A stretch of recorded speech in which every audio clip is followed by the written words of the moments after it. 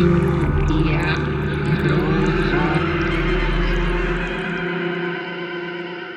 how are you? You're listening to Tutia Bruja. I'm Bex Carlos, and this week has been weird.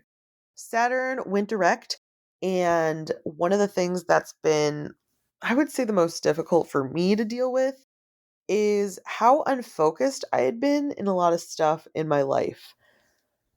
I'm going to make this podcast a priority again because it makes me happy and I enjoy it, but sometimes I just don't know if I have anything worth saying. I get so stuck in my head and I don't create. And I don't know why, because I enjoy creating, right? I really do. Last episode featuring Metzgley Wolf, which was released yesterday. So that was like another reason why I felt the need to like finally put stuff out because I wanted anybody who really resonated with the episode, if they had a few dollars to spare, to help them because I just can't believe that I am from a country, live in a country that prioritizes war over the comfort or humanity of their citizens. Yeah, it doesn't make sense to me, but this is where we are. And I needed to release that episode, so if anybody could help, they would help. And their surgery went swimmingly. They're in recovery now, and I wish them just the best and speediest recovery. But them going through, getting to the finish line, getting surgery, made me think about July when I was getting surgery, right? I don't know if I told you all this, but I was really in my own head. I was really thinking about mortality and my death in a way that I don't want to admit, and it just made me really like yikes, and I needed something to distract me. And shout out to Ritual Craft and specifically Loretta, because I wanted to teach a class. I had been sort of in this place where I'm like, I have this idea, and I pitched it to her and she was like, tell me more, I'm intrigued. And that's the thing that I'm really grateful in my life, that I've gotten to a place where I am surrounded by a lot of women and elders who want me to be better and bring what I bring to the world and try to help me share that, right? That How to Be a Y2K class has really put up this mirror to myself in a way that I really needed to analyze some of the sludge that's there, to remove it. And 98 has proven to be the most fun and also most foundational year of my life. And let me start by saying that the Y2K era, right, is from 97 to 2004. So think about where you were at in that time frame, right? So I was from first grade to eighth grade, 98 being I was in second grade, and I went and saw the Spice Girls. And I'm not going to say that it was perfect because it didn't have Ginger, but it was pretty damn close. And it was the first time that I experienced sound sorcery. And shout out to Metzgley Wolf because they coined that term and I co-sign and I love it. I'm going to use it all the time. It was the first time that I saw live music. And so in 98, live music became very important to me. Music became important to me. I can't remember exactly what it was. It was like a pencil pouch or if it was a shirt I was wearing, but I was repping the Spice Girls in some way. And one of my classmates told me that we were over the Spice Girls. We liked Britney Spears now. It's wild because it's the first time that it became clear to me that we can't support all women or femmes. There can only be one. And that's obviously changing. We're seeing more women in spaces. We're seeing more femmes in spaces. And that's wonderful. If anything, I feel like I'm more impressed these days with the things that my friends who are women and femmes are like building, as opposed to a lot of the cis men that I know. So, do with that information what you will. But yeah, I've been thinking a lot about when it was first said to me that like we couldn't support all women, all femmes. And it's put an ick taste in my mouth. And it's a theme that I've definitely seen play out in a lot of environments, a lot of work environments specifically. And it just really breaks my heart and it makes me sad. And I'd like to think that we've changed. I'd like to think that more so these days we're like, yeah, let's uplift each other, let's support each other. Community over competition, right? But it doesn't always feel that way. And, I went in this deep dive of like all this music that came out in this time period. Britney Spears, Baby One More Time is iconic.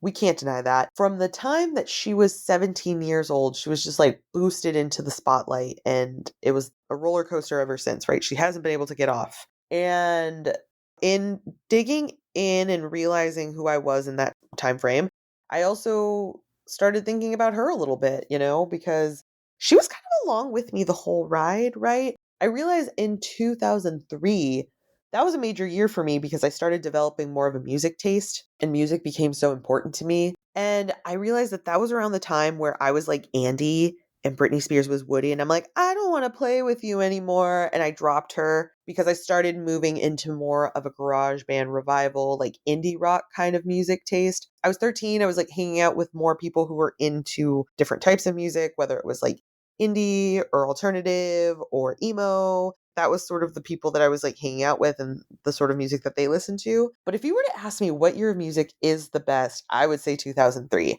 Okay, because you had the Strokes released their second album, Room is on Fire.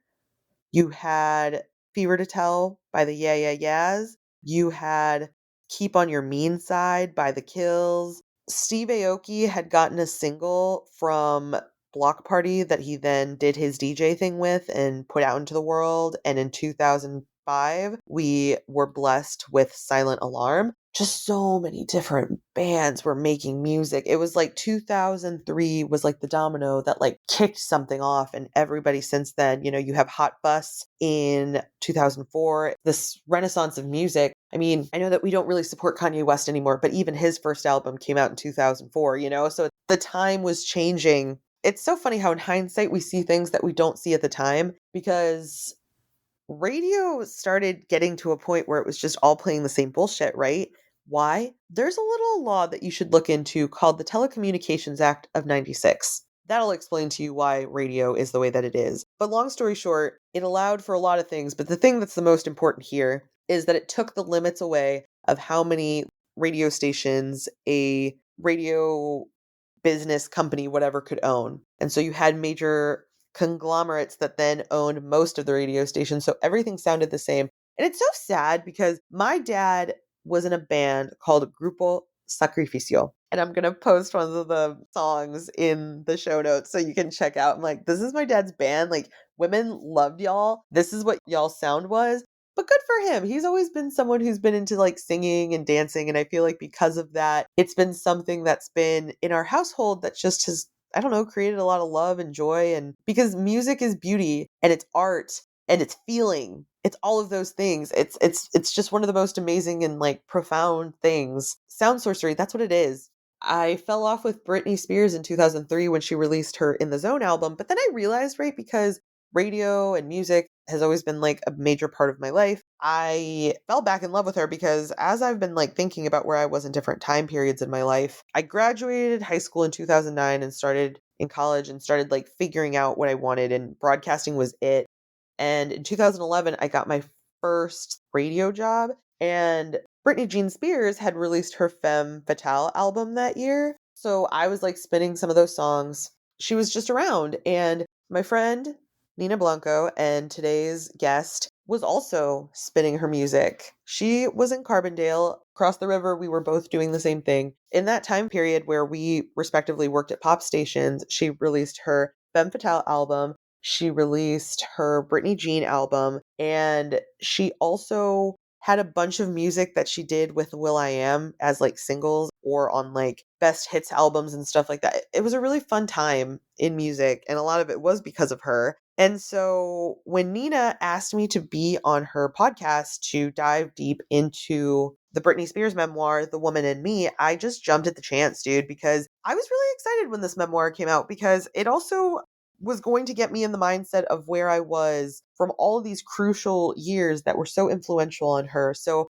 I'm going to link the episode in the show notes if you want to check it out. It's a really good episode. Now let's talk about my friend Nina Blanco. Nina Blanco and I met when we both worked at 1057 The Point here in St. Louis, and respectively, we both share the honor, I believe, of being the first Latinas on The Point. Kane was on before us, and he's Latino, and then Anthony was on after us. By my a calculation, there have been 4 Latinos that have been on the airwaves since then, right? She is a radio personality in the Denver, Colorado area. She is the creator, host, breakfast burrito Friday maker of the Nina Blanco podcast. And she just does really cool things. She lives there with her husband and her 2 dogs, and she's living the dream. This episode was recorded, I believe, last year, and I went to stay with her, and It was a really powerful visit, and we kind of like reminisce a little bit about that.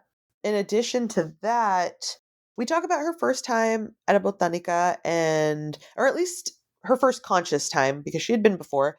And then we also discuss Alicia Cardenas, who you may or may not remember was an artist, tattoo artist, muralist, Chicana pillar in the community who was taken entirely too soon. And she had an art piece featured in the Smoke and Mirrors exhibit at El Museo de las Americas, and we discussed that.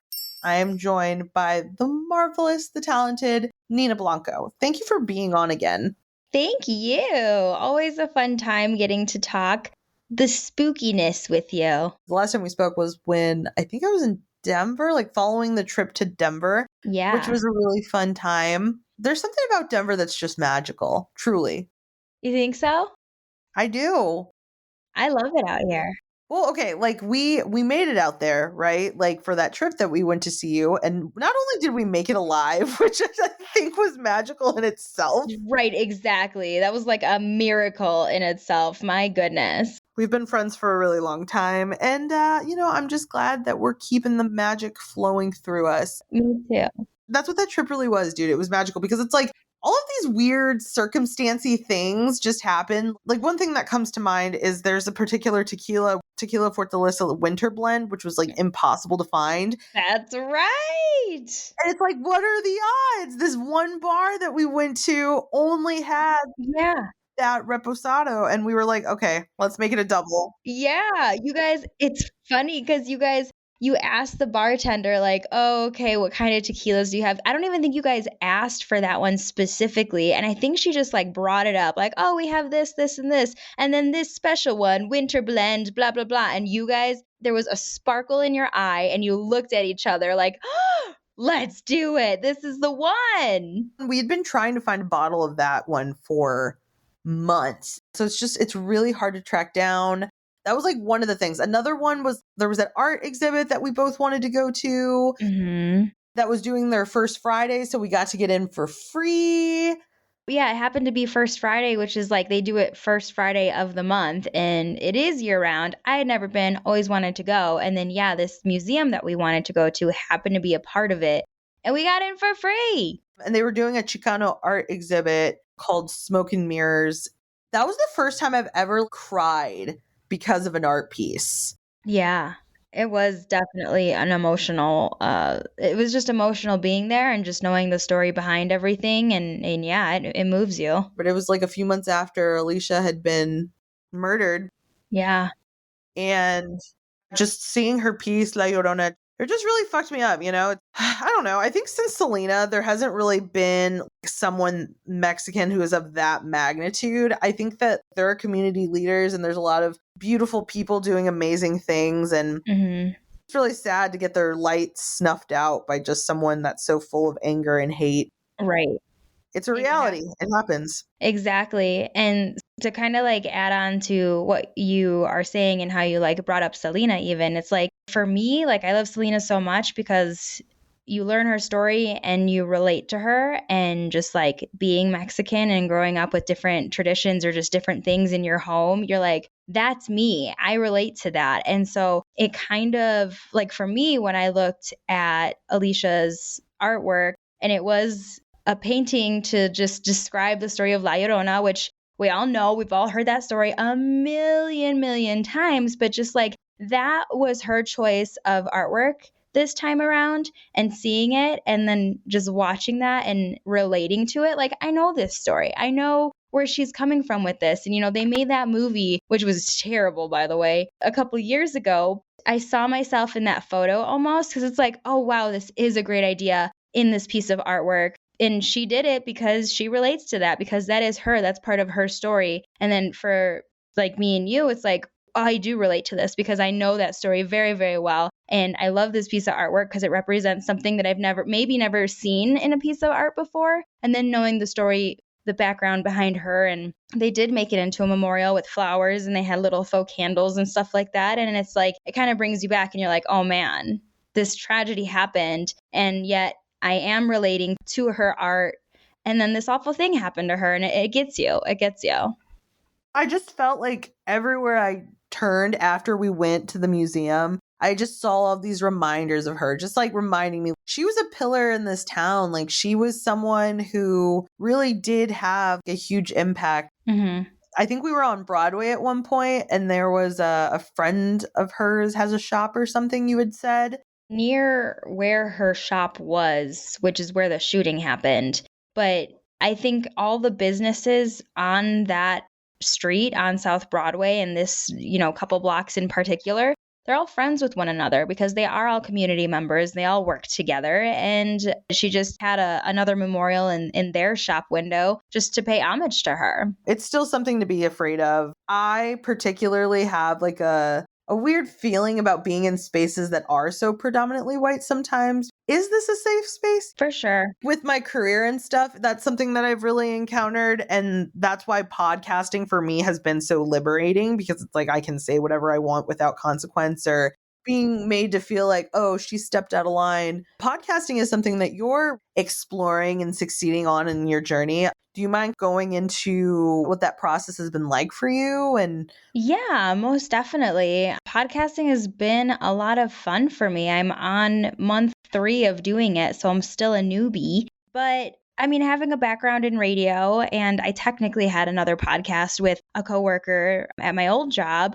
And it's just this, like you said, new creative way to be able to express yourself and say what you want. And you can swear on it. And on the radio, you can't say bad words, and makes it that much more fun to do. But being able to finally just do it on my own and create my own space, do whatever I want, say whatever I want. There's no time limit or, any of that I have to worry about. It's been just mostly a lot of fun.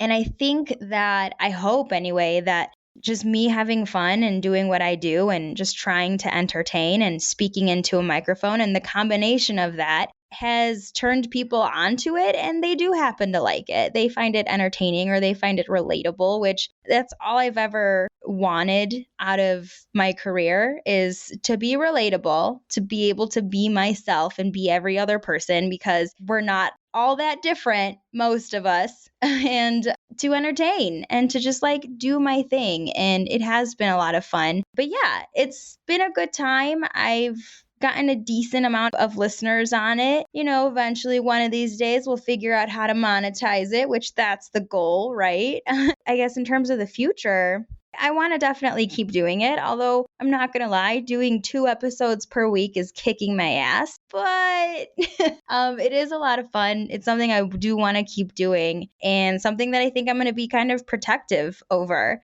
because, with trying to collaborate with other entities on my podcast and selling it, or, things like that. Or if I do get another job on air in the radio, like, no, you can't have it. And no, you can't not tell me I'm not going to do it, because I'm going to continue to do it. It doesn't need to be a part of your radio station. This is my thing. And I'm over here doing my thing, and you're not going to tell me that I can't do it. But I don't really know what it looks like.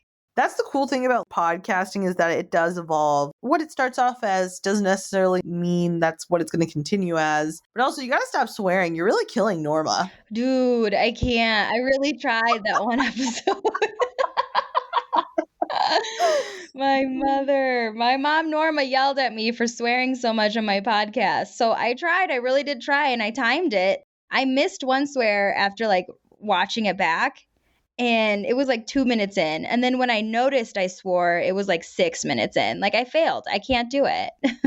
You tried. I did. I gave it a good shot.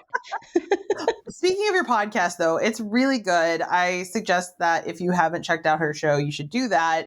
But one thing I want to go on the record and call you out on, when we were talking about like going to the botanica and stuff, you said that I said the one near your house was scary. And I'm like, You did. I believe I said intense. Did you? It's not scary in the fact that like, it's like, ooh, this is terrifying, but it's more like, whoa, there are people here who practice like shit I don't even like know. Some crazy shit.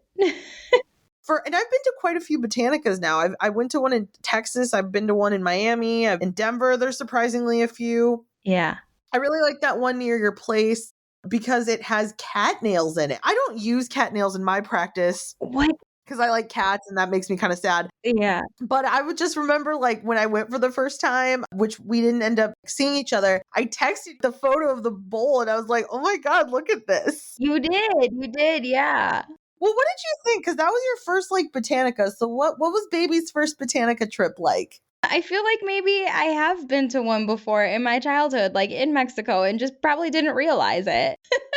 Well, when I first walked in there, so I walked in there with the mindset of, oh, this is going to be scary.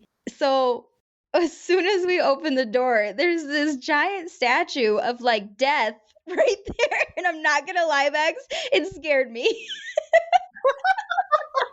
It was like walking into like a Halloween store and there's like a big scary like clown statue or something. Like you weren't expecting it and it was just like, ugh. Like it just like a quick little scare. Like I'm not gonna lie, it did kind of scare me a little bit. There was of course a ton of different statues there, but that statue in particular happened to be right by the door and gigantic, like life size. So I was like, whoa. Yeah. But then, you know, obviously you take a step inside the actual store and you look around and I'm like, oh, this is like a normal store. Okay. That obviously went away, but there was just like a quick second that had happened. But I walked into there and, you know, looking around, and you went to go talk to the owner of the store looking for whatever you needed. And I just wanted to take my time and look at everything. And okay, you said that there's like, I just wanted to like take my time and like look at every little thing that they had, every little herb, every little spice, every little stone, every little thing, and just be curious as to like, well, what do you do with this? Like, I don't know anything about this stuff at all. Every time I go into one of those, I don't necessarily know what to do with all the things. I don't know. Sometimes it just clicks. It's like, oh, I could do this or I could do that. Something I've been kind of interested in as of late are crystal grids. People who use crystals for various things will create like a grid on themselves. It's supposed to help alleviate various energies and just help with whatever they're needing assistance in alleviating. Okay. Yeah. There's something kind of more comforting to me about going into a botanica than just going into a witch shop, because Ritual Craft Witches in Denver does a really good job of paying people whose traditions it is and trying to keep it as ethical as possible, because that is something that lacks sometimes in the witch and or occult community. But yeah, I really just enjoy that botanica because I feel like whenever I go in, it's like the real fucking deal. They all speak Spanish. Yeah. They like, if you ask them, they're going to suggest like a million things. And I don't know. I just really enjoy it. Very close to my place, like boom, right there. So I'm glad you found it. And like you said, I'm totally down to like, you know, support local. This is obviously a small business. And yeah, you got to love it. Yeah. Have you been back since we went? I have not. I just don't know what I would ever need there. Listen, there's that agua fresca place like right around the corner. Yeah, I told the boy, and I'm like, we got to stop there. And I didn't even know that was there and had no idea it was like technically a chain. I'm like, that's kind of cool. And it's right there. If you're an elote person, they all have that too. Okay. At that shop? Yeah. Oh, okay. Yeah. La Michoacana, if you're not familiar, Yeah. is delicious. But yeah, they do like nachos and they do like elotes and aguas frescas and paletas. Right, exactly. Which is something that I love in Denver. There hasn't been a city I've ever lived in that like really has it, except for like that I've seen in Chicago and only in certain neighborhoods. But like Denver has its fair share of like paleta men who are just walking around with their carts and doing their thing and selling paletas and even like snacks and elotes and stuff too. And I'm like, that's pretty cool. Like I've never lived somewhere that actually has people still just hustling on the streets like that. Because elotes and paletas and stuff do hold a very nostalgic place in my heart from going to Mexico as a kid, you know? Totally. Absolutely. If there's a frozen banana vendor, then I'm there too. Gosh. Oh, I forgot about frozen bananas. I do love frozen bananas. So good. Is there a frozen banana vendor in Denver? Have you seen one? I have not. I have not seen one, but I'll have to be on the lookout. Yeah, if you find one, I need you to like take a photo and let me know ASAP. Thank you so much for being on. Where can everyone listen to your podcast? And you just started another one with a former co-host as well. So please tell us where we can find both of those. Okay. Well, my podcast that I'm mainly doing solo is the Nina Blanco podcast. You can find it on Spotify. It's also on YouTube, and I record my episodes so you can just see me making all the hand gestures and stupid faces that to your heart's desire. But I am there. You can also follow me on my social medias, everywhere, but mostly on Instagram at the Nina Blanco. And the other podcast that I do with my buddy, his name is Dubs. It's called Yitty, Yitty, and you can find it on Spotify and YouTube. Yitty, Yitty. That one we do once a week, and it's super fun. And we just yell at people the whole time. Yay. I'll include the links for those in the show notes. And thanks again for being here. Thank you so much, Bex. Thank you so much for listening to the episode. If you enjoyed it, all the places to support Nina Blanco are in the show notes. Additionally, check out the episode that we did together about Miss Brittany Jean Spears. The Woman in Me is a very powerful book, and I want you to think about something. If you are not familiar with how the hashtag Free Britney movement started, two of her superfans, Tess Barker and Babs Gray, they started kikiing about her Instagram and how quirky it is, and they got a tip from someone who was a paralegal and part of the team that was handling Britney's conspiratorship. They created a podcast episode they put out into the world in the middle of the night, and that's how all of these people became aware that something was wrong with Britney, that something was limiting her, that she was being basically confined to this life situation that she didn't have a whole lot of control or power or say in. And the people closest to her were lying to her to benefit from her being in this. And it's wild to think about, right? How we have a lot more power than we think we do. If you posting on social media and raising your voice or sharing content or making people aware of injustice in the world wasn't valuable, they wouldn't shadow ban you. They wouldn't take down your content. They wouldn't try and silence you. So please remember that we have more power than we think we do. And the only way that we're going to be able to make more of a difference is by really honing that and figuring out ways that we can build community and help each other and make the world a little bit better than it was when we found it. So thank you again for listening to this episode. Please support me. Please support Nina. Have a good rest of your day. Bye.